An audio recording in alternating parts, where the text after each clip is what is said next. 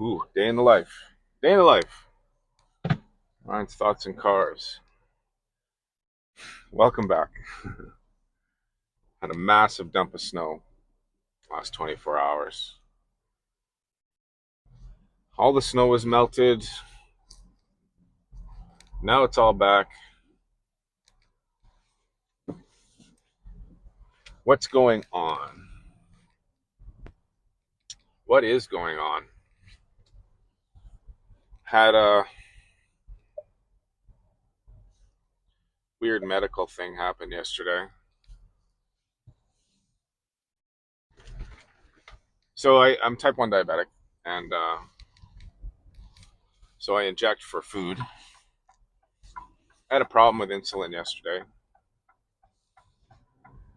and what ended up happening was, whoa, there's an accident here. There's never accidents. No, wait. Is that an accident? Yeah, this is an accident. Whew, that's a good one. I just drove through here. There was nothing. This just happened. Like, just happened. Jeep Compass, Ford F-150. Yeah, so I was I was kind of running low towards the end of work yesterday, and I ate a bunch of sugary stuff because my blood sugar was not coming back up. I was having trouble getting it back up, and it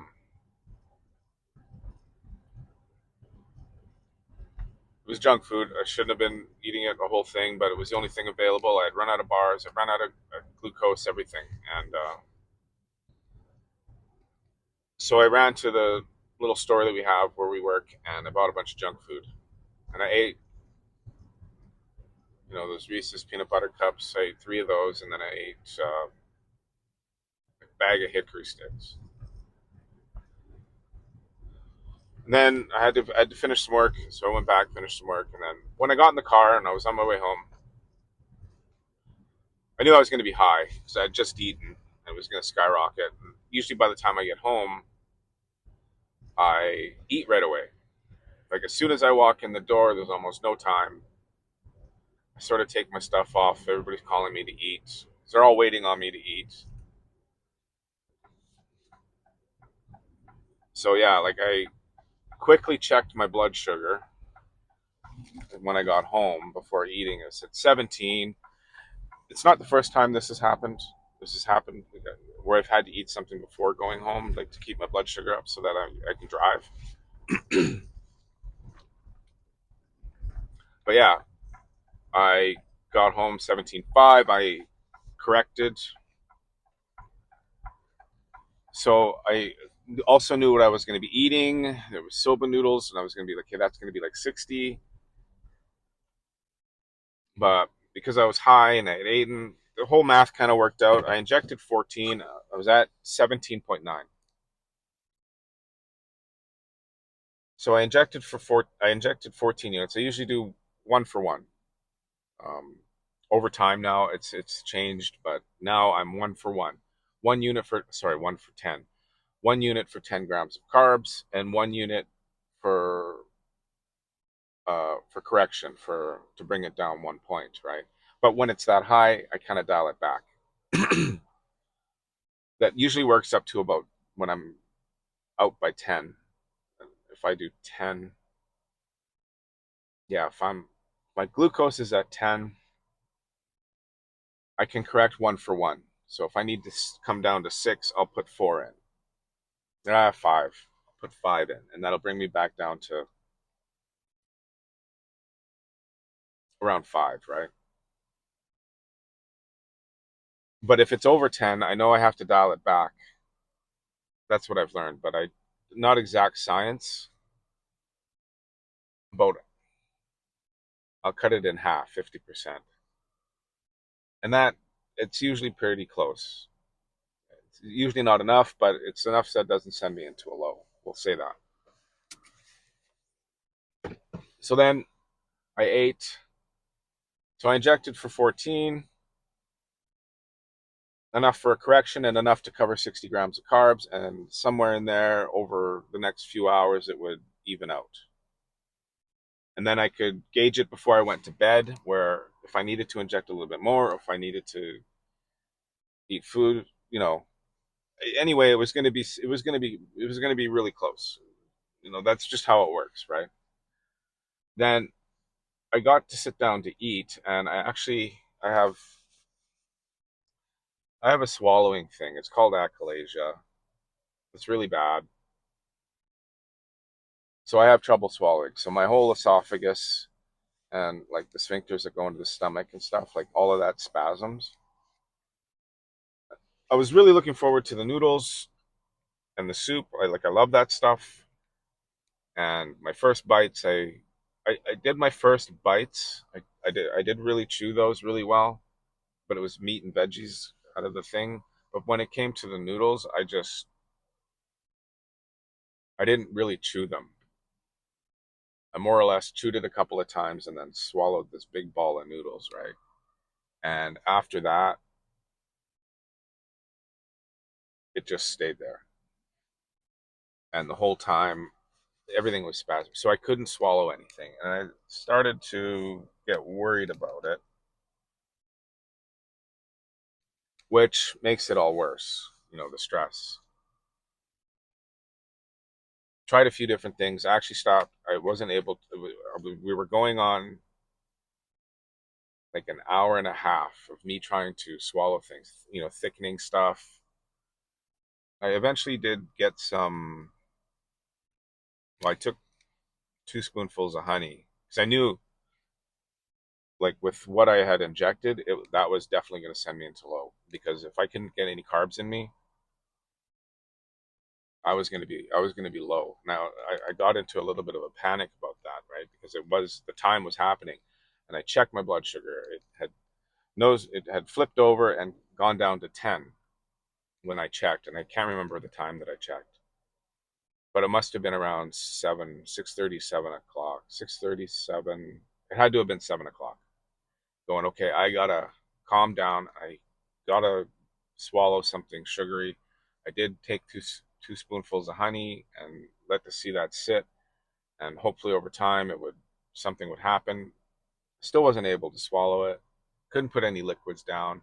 Was trying to bring back up the noodles and stuff, and all of that was kind of working. I needed to clear out my esophagus to be able to get something, because when the thing is spasming, stuff will get through, even though it's spasming, even though I'm having trouble. And I was having pain and the whole thing.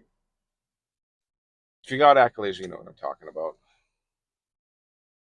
I got a phone call. New Westminster. Doesn't matter. Okay, got rid of that. Hopefully the audio is working this time. So yeah, I ended up in emergency. I had a little bit of a fake high there where some of the sugar was working, but there was just too much insulin. So my daughter brought out, I have Beximi. It's a nasal spray. It's what you use if you find, if somebody who's diabetic and they're down and they're not responsive and they can't drink anything orally or anything like that. You put this in their nose, you squeeze it, and it gives them glucose hit, right? Snorting glucose, right? I did that. Then we went to the emergency. My blood sugar came up nice and very well back to normal. It was at 6, but I knew it was going to come back down because I actually haven't had anything substantial in my body, like nothing food that would release over time, sort of thing. It was all glucose and it was all being used up.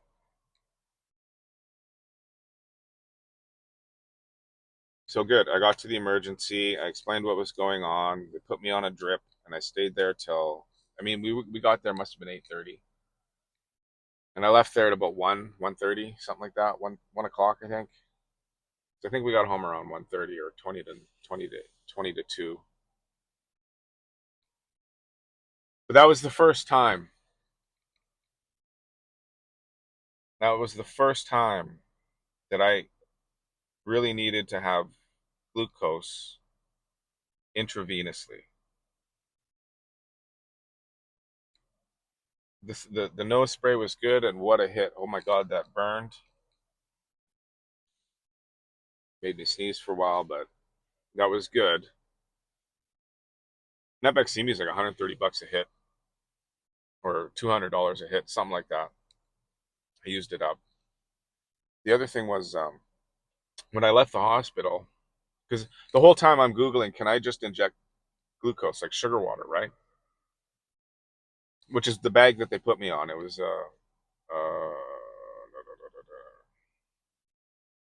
it's the stuff they put in candy. Anyway, sucralose, not sucralose, but oh, I can't remember it. Maybe it's on the back of the package here. Flour. Anyway, glucose stuff, glucose bag. But while this was going on, I'm like, so I got needles at home, right? And I'm like, can I just mix up some sugar water and then put it in a vein? Anyway, I'm only saying that because when I left the hospital, they came to me with a pen, not a pen, but a little syringe and a vial, and that was injectable glucose. And I'm like, hey, this is new. And then she said, yeah, so you put some in or whatever, you do it just like you do your thing, but if you're going really low and you're already low, and she goes, you inject the whole vial, pull the whole vial, check the whole vial. I was like, perfect, okay, because I know on new pumps, my other endocrinologist was showing me this stuff coming out of China. And they have a vial for the insulin, and then there was a vial for glucose, so that it was a closed loop system with your CGM where it just adjusted for you. You put in your parameters of, for your carbs and how much for correction and stuff like that. And then the pump would just, if you're going high, it would inject insulin. And if you're going low, it would inject little bits of glucose, and it would ask you to check and all that. But it was a closed loop system that way. And I kept thinking, how come I can't inject glucose? Like, how come I can't go buy a bag or a vial of whatever that stuff is and just have it on hand so that I can do that, right? Turns out you can now. I didn't know if you could do it before. Yeah, and the whole time it was snowstorm and crazy driving. We almost hit deer on the way in to the hospital. The hospital was really great. It turns out my parents' family doctor was in there on call. I got to see him, and there was another doctor there, which is kind of a good thing because out here, all these hospitals outside the city, they don't have doctors in them. They just call them health units. They don't actually call them hospitals anymore. They've had to change the names because like when I went in for my stitches, the same hospital, same health center. It was a different doctor, and when I was laying there and waiting for stitches to happen, I heard a whole talk happen. Like that was the doctor from a completely different town, and he came in to do a shift, and then he goes back out, and they were discussing a shift. I said, "Hey, you're from over there?" And he said, "Yeah, I'm from over. That's where I live, and that's where I work, right?" And he's like, "I just pull shifts here every once in a while on the rotation." But they're really struggling to have doctors out in these little rural area hospital things. State of the world today. State of Canada, not the 52nd state, 53rd state, whatever they call it. I don't know, whatever's going on there. I really don't care. But yeah, little life update. 50 years old, 2025, still alive. Things are good. See you on the next one.